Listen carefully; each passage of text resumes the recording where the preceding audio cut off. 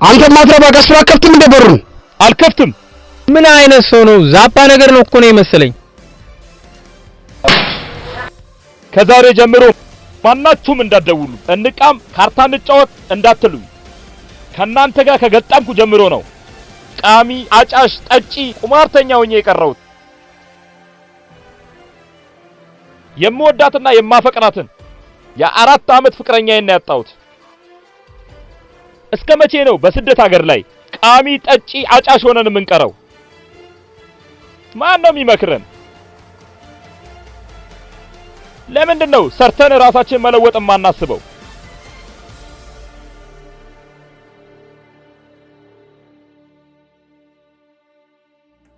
እውነትህን ነው ጓደኛዬ።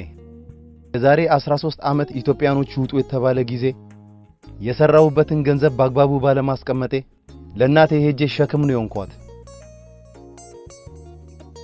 የወለደ አንጀት አይጨክንምና እናቴ እጆቿን ዘርግታ ነው የተቀበለችኝ። እኔ እናቴን መጦር በሚገባኝ ሰዓት እኔ የእናቴ ተጧሪ ሆኜ ኖሬያለሁ። ካሁን ሰዓት ጀምሮ ግን የምቅምበትን፣ የማጨስበትን፣ የምጠጣበትን ገንዘብ በአግባቡ አስቀምጬ ራሴን ለመለወጥ ተዘጋጅቻለሁ።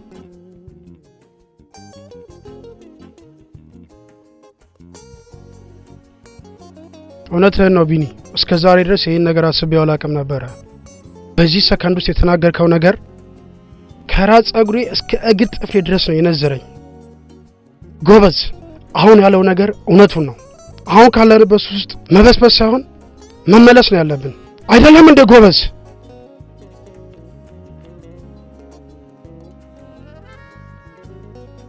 እውነትህን ነው ቢኒ። አሁን ኢትዮጵያኖች ውጡ ብንባል ለቤተሰብ ብቻ ሳይሆን ለሀገርም ነው ሸክም የምንሆነው። እዚህ ተቀምጠን አመታትን ሳይሆን ማስቆጠር ያለብን ሰርተን ራሳችንን መለወጥ አለብን። እኔ በበኩሌ የራሴን ውሳኔ ወስኛለሁ። ከዚህ በኋላ ወደ አዘት አልመለስም። እኔን የሚከተል ካለ መከተል መብቱ ነው። እውነቱን ነው ቢኒ። ሱስ የተባሉ ነገሮችን ለማቆም በዓላትና አዲስ ዓመትን መጠበቅ የለብንም። መፎከርም መሸለልም የለብንም። የፎከሩት የሸለሉት አባቶቻችን የውጪ ጠላት ለማባረር እንጂ ለሱስ አይደለም። ለሱስ አልፎከሩም።